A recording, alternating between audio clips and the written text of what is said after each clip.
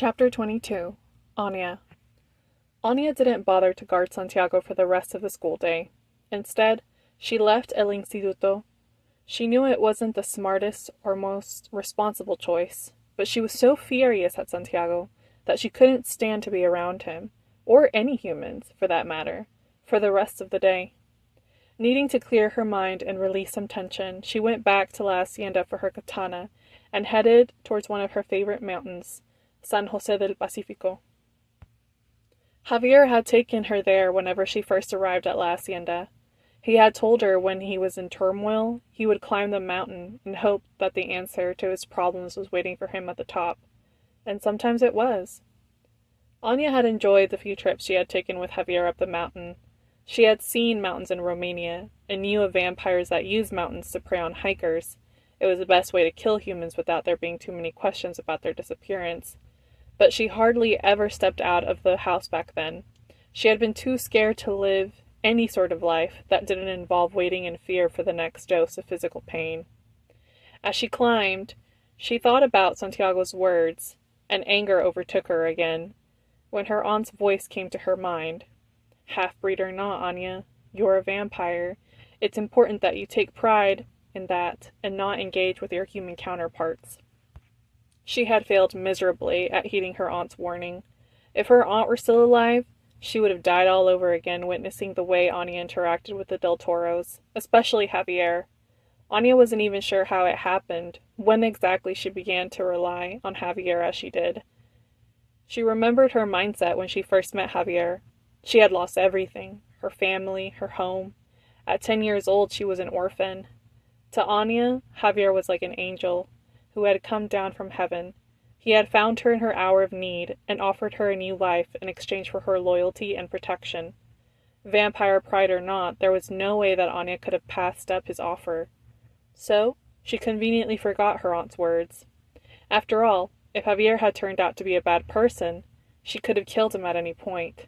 And he was bad, but never to her. The day Javier told Anya that his son and grandson would be moving back into La Hacienda, she felt a mix of emotions. Some anxiety, curiosity, and an overwhelming jealousy. Anya had experienced jealousy before, such as watching her sister Adriana being praised and loved by their parents in court. That jealousy had been tinged with sadness, as if she were standing outside in the cold, watching the family gather around a fire through a window. The jealousy when Javier announced his family's return was different. It was infused with anger rather than sadness, akin to watching someone play with her favorite toy. But that was absurd, of course, because Javier wasn't a toy, and she shouldn't have cared about his family moving back in with him. And really, she couldn't be that surprised. Javier may have tried to conceal his feelings about his estranged son, but his emotions were evident in how he spoke of Ernesto, with either great passion or profound sadness.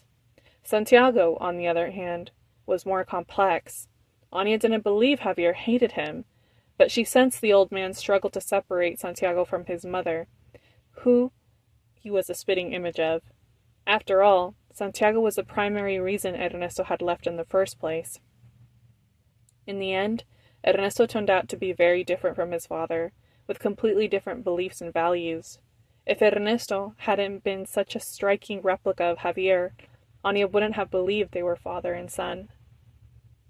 When Javier told Anya that he had discovered her secret, that he had disclosed her secret to Ernesto, she couldn't help but feel a twinge of hurt. Their true nature was a secret they had both sworn to take to the grave.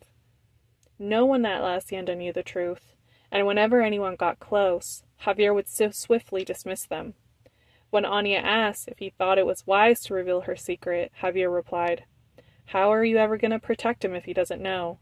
Plus, someone needs to look after you when I'm gone." The comment caught Anya off guard. She rarely entertained the thought of Javier dying, because as long as she was there to protect him, it felt like he would never die. But how long did humans live anyway? Javier had mentioned he was 50. Did that mean he was halfway through his lifespan, or nearing its end? The thought unsettled her, but what unsettled her even more was Ernesto's reaction when he discovered she was a vampire.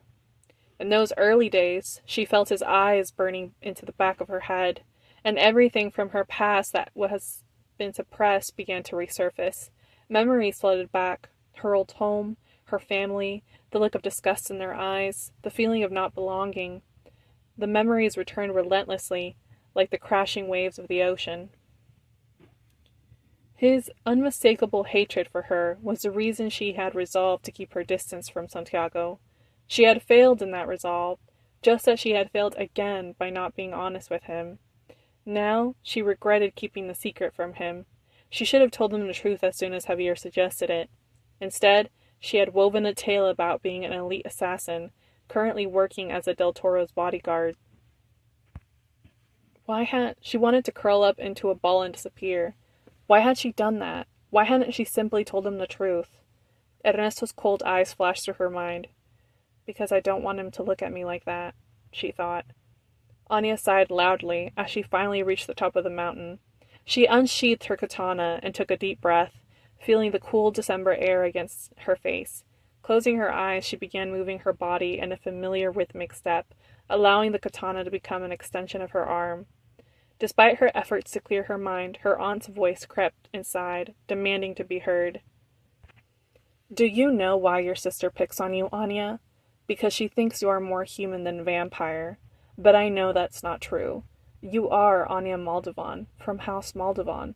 You too have the bloodline of the great Ferca running through your veins.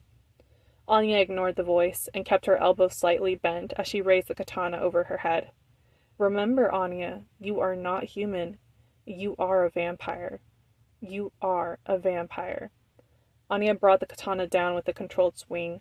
She lifted the katana above her head again, and then the voice in her head changed to one she was familiar with, and one that was filled with warmth. Maybe those vampires you grew up with never let you cry, but you live with humans now. Humans cry when they're sad.